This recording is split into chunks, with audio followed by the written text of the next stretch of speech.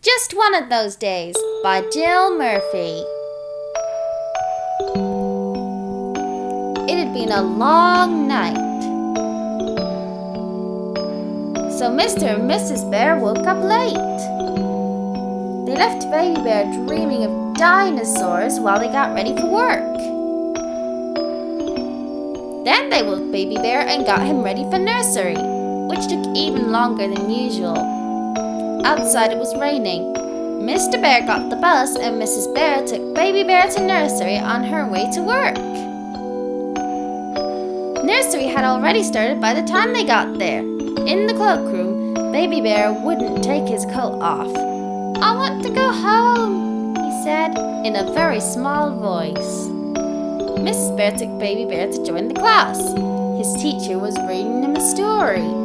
"There you are," she said. "In you come."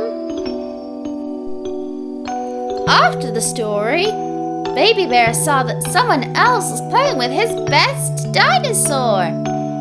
"Mine!" he yelled. No, said his teacher. "Come and play with the platypus instead. He's just as nice." Baby Bear tried hard to like the platypus, but his mouth didn't open and he didn't have purple blushes, so it was difficult. At work, Mrs. Bear sat on her gloves and Mr. Bear spilled coffee all over an important pile of papers. At nursery, when it was lunchtime, someone else got the red cup. The water didn't taste as nice as in the green one. At work, Mr. Bear didn't have time for lunch. He was too busy reprinting the messed up papers, and Mrs. Bear fell asleep halfway through her blueberry muffin. At nursery, after lunch, they did painting, which was nice, but someone else had used all the purple paint. Then they did cooking, which got a bit messy.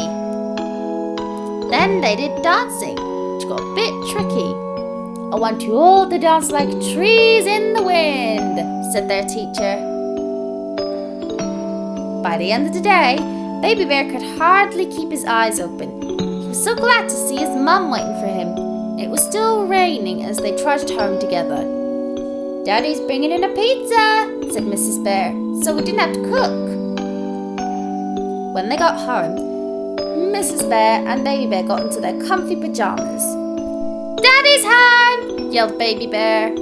Mr. Bear came in with a big pizza box and a carrier bag. "Look in the bag," he said. "It's something for you." Baby Bear dived into the bag and brought out T-Rex! "He's exactly the same as the one you always play with at nursery," said Mr. Bear proudly. "I saw him in a shop window and thought you might like to have one of your very own." Baby Bear tested the jar to make sure it moved. Then he hugged Mr. Bear very tightly. Then he took off the labels. Then he and T-Rex roared and chased Mom and Dad into the kitchen. "Better get this pizza onto plates," said Mrs. Bear, "before someone goes into orbit." "How was work?" asked Mr. Bear, as they made their way to the sofa with their pizza. "Not brilliant," said Mrs. Bear. "How about you?" "Not brilliant," said Mr. Bear. "I think it was just one of those days." "Never mind," said Mrs. Bear. "We can have a better one tomorrow. Why don't we all go to bed early?"